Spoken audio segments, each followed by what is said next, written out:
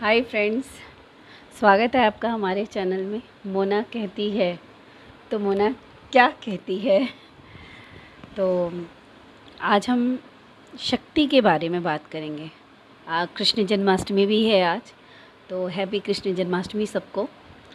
Lord Krishna आप लोगों को पर बहुत ढेर सारा आशीर्वाद बरसाएं और आप लोग नित नए सफलता की ओर बढ़ते जाएं और आपके घर में खुशियों की बरसात हो। तो लॉर्ड कृष्णा भी एक शक्ति हैं, हम एक शक्ति को मानते हैं और उस शक्ति को हमने एक स्वरूप दे रखा है, एक भगवान का स्वरूप दे रखा है। कृष्ण भगवान, हनुमान जी, शिव जी, भगवान राम है, तो ये एक ही शक्ति, इनके रूप अलग अलग हैं। तो एक शक्ति है, हमें भी कभी कभी ऐसा एहसास होता है कि एक शक्ति है जो हर कदम पे हमारे साथ रहती है, पग पग में हमारा साथ देती है। और बहुत लोगों को ये यकीन भी नहीं होता है, बहुत लोगों को नहीं होता है, बहुत लोगों को होता है। और हमारे जो परिवार में भी ऐसा होता है कि कुछ लोगों को भगवान में यकीन होता है और कुछ लोगों को नहीं होता है। तो ठीक है, भगवान की बात नहीं करते हैं, मगर एक शक्ति है, एक शक्ति है जो हमारा हर वक्त साथ देती है। हमें ये एहसास थोड़ी देर बाद होता है कि ये कुछ और था, कुछ अलग था जिसने मेरा साथ दिया, और वो ही शक्ति होती है। और वो शक्ति हर वक्त हमारे साथ रहती है, हमें पता तो नहीं चलता, मगर बाद में हमें रियलाइज़ होता है कि हाँ, एक शक्ति है। तो क्या होता है कि आजकल हस्बैंड वाइफ्स में भी बहुत झगड़े होते हैं, बहुत झगड़े होते हैं। और इवन आजकल तो ऐसी न्यू जनरेशन में ऐसी नौबत आ जाती है कि झगड़ों के बाद तुरंत से अलग होने का फ़ैसला ले लेते हैं। बहुत बड़ा फ़ैसला है जो कि इतने दिन से साथ रहते हैं, सालों साल साथ रहते हैं, फिर अलग होने का फ़ैसला ले लेते हैं। तो क्यों, मतलब ऐसा तो है नहीं कि हमने अलग होने का फ़ैसला ले लिया और अगर अलग हुए तो फिर हमारा किसी न किसी कोई हमारा सोलमेट होगा जिससे हम मिलेंगे दोबारा, और उसके साथ फिर रिश्ता भी रखना चाहेंगे और शादी भी करेंगे। तो क्या उससे झगड़ा नहीं होगा? उससे भी होगा।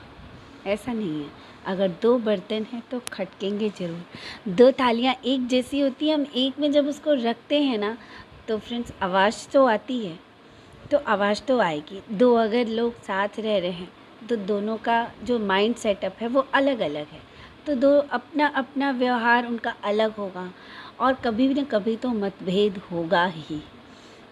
हम ये सोचते हैं कि नहीं, ये मेरे लिए सही नहीं है, लेकिन ऐसा नहीं है, सही तो कोई भी नहीं है, क्योंकि हमारा दिमाग सबसे अलग है और अगले का दिमाग सबसे अलग है। एक जैसा सोचने वाले, एक जैसा करने वाले हर बहुत कम ही मिलते हैं। मिल भी जाएं तो भी ऐसा नहीं है कि उन दोनों के बीच हमेशा बनेगी ही, कभी ना कभी तो मतभेद होंगे ही। तो ये जो हम लोग डिवोर्स का फ़ैसला ले लेते हैं, ये बहुत बड़ा फ़ैसला होता है, और इस फ़ैसले में आपका अपना तो सब कुछ दांव पे लगता ही है, प्लस बच्चों की लाइफ, जो हमारे बीच बच्चे होते हैं उनकी लाइफ दांव पे लग जाती है। और अगर आप अलग नहीं होते हो, दिन रात झगड़े भी कर रहे हो, उससे भी बच्चों की ज़िंदगी दांव पे लग जाती है। ये होता क्यों है? ये झगड़े क्यों होते हैं? इसलिए होते हैं कि दोनों को एक ईगो होता है कि नहीं, मैं क्यों मानूं, मैं क्यों आगे बढ़ के बात करूं, क्यों करूं, लेकिन करना तो पड़ेगा। किसी एक को तो आगे बढ़ के बात करना पड़ेगा, तभी तो बात आगे बढ़ेगी। अगर किसी से फ्रेंडशिप भी करते हैं तो आगे बढ़ के एक बंदा पहल करता है, तभी सामने वाला बंदा उसको एक्सेप्ट करता है फ्रेंडशिप को। तो जब फ्रेंडशिप करने के लिए हम आगे बढ़ के एक नए रिश्ते को जन्म दे सकते हैं, तो अपने पुराने रिश्ते को ही हम क्यों ना संभाल लें, अपने पुराने रिश्ते को ही हम संभाल लें, उसी को आगे बढ़ के एक दूसरे के बीच जो भी मतभेद हुए हैं उनको ख़त्म करके और आगे बढ़ जाएं। ये भी तो एक बहुत खूबसूरत बात होगी। इससे क्या होगा कि दो परिवार उन दोनों लोग में भी इतना विघटन नहीं होने पाएगा। और जो पहले से दो परिवार एक दूसरे को अच्छी तरीके से जानते हैं, पहचानते हैं, और हम भी आपस में एक दूसरे को जानते हैं, पहचानते हैं, जो भी कपल हैं, तो उस रिश्ते को अगर हम संभाल लें उसी वक्त, एक उसमें से कोई भी झुक जाए, कोई भी, मैं तो सबकी बात कर रही हूँ, तो ऐसा नहीं है कि एक ही झुकेगा, दूसरा भी झुक सकता है। लाइक अगर फैमिली में हमारे हम ससुराल में हैं और सास हमारी डांट देती है, ननद से कुछ अनबन हो जाती है, या किसी से भी घर उस परिवार में किसी से भी अनबन हो जाती है, तो हम बहुत ज़्यादा गुस्से में आ जाते हैं कि ऐसा कैसे उसने बोल दिया, ससुराल में है तो इसका मतलब क्या है, मैं लड़की हूँ तो इसका मतलब क्या है, दूसरे घर से आई हूँ तो मेरी कोई इज़्ज़त नहीं है क्या? है, आपकी भी इज़्ज़त है। और ऐसा नहीं है, आप अगर मायके में रहते हो, क्या मायके में सिस्टर से मतभेद नहीं होता है, भाई से मतभेद नहीं होता है, झगड़े नहीं होते हैं?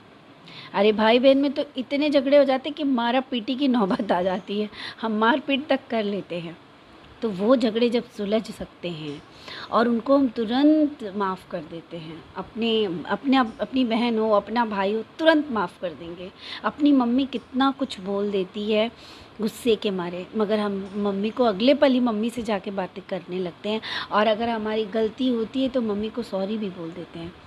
तो क्या वो माँ नहीं है? वो भी माँ है आपकी। ससुराल में जो आपके पति की माँ है, वो भी आपकी माँ है, उसको माँ की तरह से मानिए, और उससे भी आप जाके शिकवा शिकायत कर सकते हैं। अगर आपने अपने रिश्ते को इस तरह से बना लिया कि उस मम्मी से भी जाके शिकवा शिकायत करें, मम्मी को उसी तरह से प्यार करें, तो जब आप प्यार उस तरह से करोगे और शिकवा शिकायत भी करोगे, तब वो माँ को अपने आप समझ आ जाएगा कि ये भी मेरी बेटी जैसी है। और जिस प्रेम से आप उस माँ के लिए करते हो ना कोई भी काम, उसी प्रेम से अगर आप अपने ससुराल में सास के लिए करोगे तो वो भी उतना ही प्यार देगी। हाँ, कहीं-कहीं ऐसा होता है कि बहुत ही ज़्यादा डिफ़रेंस होता है, तो कोई भी डिफ़रेंस ऐसा नहीं है कि जो ख़त्म नहीं किया जा सकता है, उसको बहुत धीरे-धीरे हम ट्रैक पे ला सकते हैं, और वो हमारे अनुसार धीरे-धीरे, धीरे-धीरे ढल जाएँगे, और आप उनके अनुसार ढल जाएँगे। ज़रूरी नहीं है कि सामने वाले में ही गलती हो, हमारे अंदर भी कमी हो सकती है, हम खुद को भी चेंज कर सकते हैं, खुद को थोड़ा चेंज करें। जैसे फ्रेंड्स ही होते हैं, जैसे हम स्कूल में पढ़ रहे हैं, फ्रेंड्स हैं आपस में, और हम दोनों में हो गया, हम मेरी फ्रेंड ही है, मेरी ही सहेली है, सपोज़ दैट, तो हमारे बीच में मतभेद हो जाते हैं। तो कभी-कभी बहुत से फ्रेंड्स ऐसे होते हैं ना कि एकदम से मैंने छोड़ दिया तो छोड़ दिया, अब मैं उससे बात नहीं कर सकती, अब मैं उससे दोस्ती नहीं रखूँगा। ऐसा आजकल के बॉयज़ गर्ल्स में भी होता है। इवन मेरी बेटी भी मुझसे कहती है, मैं अब उससे बात नहीं करूँगी, मेरा झगड़ा हो गया। मैं उसे समझाती हूँ, नहीं बेटा ऐसा नहीं है, कितनी बार तुम फ्रेंड्स बदलोगी, जो तुम्हारी दोस्त है उसी से दोस्ती रखो। और जब वो मुझे पूरी बात बताती है, इसकी गलती होती है, तो मैं इसको बोलती हूँ, बेटा ये इसमें तुम्हारी गलती है, तुम जाके सॉरी बोलो, उसको मना लो, दोस्ती कर लो, फ्रेंडशिप कर लो। तो बहुत बार उसने ऐसा किया भी है। और अगर उस साइड से होती है मिस्टेक, तो फिर मैं भी फ़ोन पे बात कर लेती हूँ उसकी फ्रेंड से बात करके, या कुछ ऐसा होता है तो समझा करके, या इसको बताती हूँ कि ऐसे नहीं ऐसे कहो, उसको बताओ कि तुम मुझे ऐसे बोली, या तुमने मेरे साथ ऐसा किया, तो उसको रियलाइज़ होगा कि उसकी गलती क्या है। तो अगर एक आगे बढ़ के माफ़ी मांग ले गलती की, तो तुरंत अगला माफ़ कर देगा। और हम सबके अंदर एक एक भगवान है, हर इंसान के अंदर एक बहुत अच्छी वाली बात होती है, बुराई तो होती है सबके अंदर, कोई परिपूर्ण नहीं है, मगर एक अच्छी बात ज़रूर होती है। तो एक उसके मन के अंदर एक कोना ऐसा होता है जो बहुत खूबसूरत होता है, बहुत ही अच्छा होता है, तो हमें उसी को निकालना है, ढूंढ निकालना है। इसलिए मैं चाहती हूँ सब बहुत खुश रहें, और हमारी जो भक्ति है उससे हमारा मन कभी भी विचलित नहीं होना चाहिए।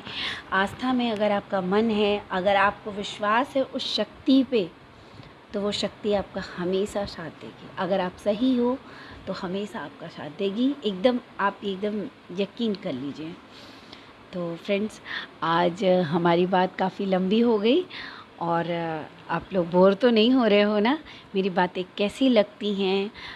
मैं पसंद आती हूँ कि नहीं आती हूँ? मेरी बातें पसंद आती हैं कि नहीं आती हैं? आपको अच्छा लगता है तो ये सब मुझे ज़रूर कमेंट करके बताइए।